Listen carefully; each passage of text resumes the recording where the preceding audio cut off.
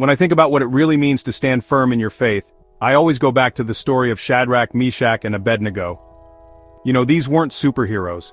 They were ordinary people, just like you and me, facing impossible choices. Imagine this. Everyone around you is bowing down to something that goes against what you know is true.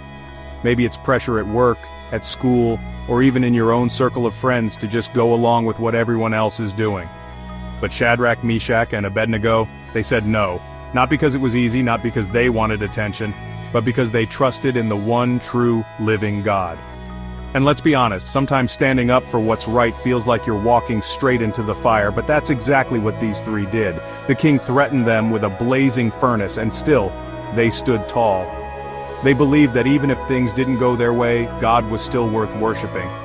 Here's the amazing part. God didn't just leave them alone. In the middle of the flames, He was right there with them. They walked out without a single burn. And that's the promise we carry today. When you stand up for your faith, even when it's tough, even when no one else is standing with you, God honors that courage.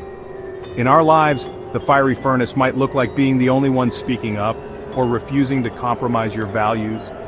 But every single time you do, you're not just making a statement to the world, you're showing God you trust Him.